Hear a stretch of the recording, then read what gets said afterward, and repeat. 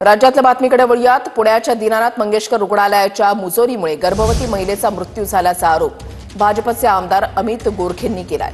गोरखेंचे PA Sushant भिसेंच्या गर्भवती पत्नीचा मृत्यू झालाय। पेशंट सिरियस असताना सुद्धा ऍडमिट करून न घेता 10 लाखांची मागणी केली असा आरोप अमित गोरखेंनी केलाय। तर अंतर्गत चौकशी सुरू केली असल्याची माहिती रुग्णालयानं TV9 मराठीला दिली आहे। रुग्णालयाच्या मुजोरीमुळे गर्भवतीचा मृत्यू झाल्याचा आरोप होतोय। रुग्णालयाच्या मुजोरीमुळे 2 जुळ्या मुलींना जन्म देऊन महिलेचा मृत्यू झाल्याचा आरोप आहे। पुण्यातल्या दीनानाथ मंगेशकर रुग्णालयावर आमदार अमित गोरखे यांनी हे आरोप केलेत। तर आमदार गोरखेंचे पीए सुशांत भिसेंच्या पत्नीचा मृत्यू झालाय। दीनानाथ रुग्णालयाकडून ऍडमिट करण्यासाठी 10 लाखांची मागणी केल्याचं गोरखे म्हणाले।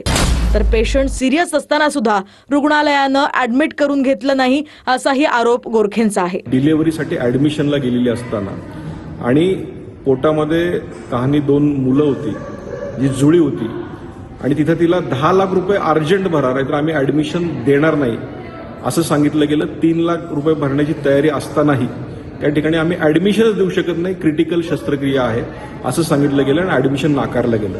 नेमकं काय झालं तेही पाहूयात। पुण्यात 7 महिन्यांच्या गरोदर महिलेला रक्तस्राव सुरू झाला।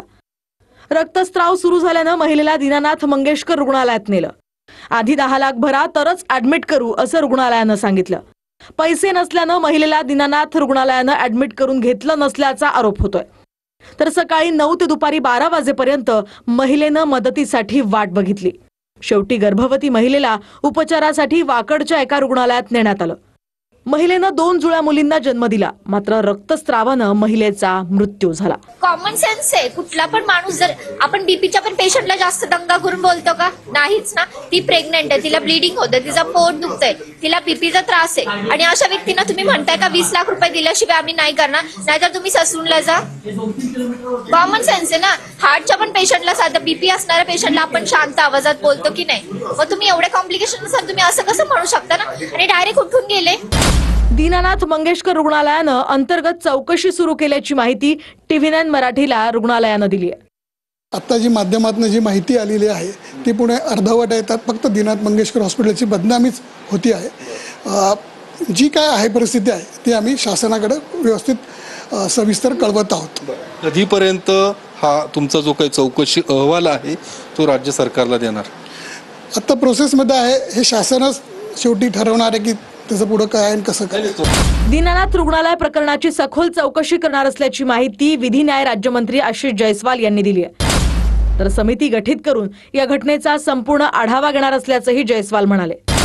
पुणे शहर आणि जिल्ह्यातील धर्मादाय अंतर्गत नोंदणीकृत असलेल्या सर्व रुग्णालयांची झाडाझडती घेणार असल्याचंही त्यांनी सांगितलंय। शिवाय हॉस्पिटलनं गंभीर गुन्हा केल्याचा आरोप अमित गोरखेंनी केलाय।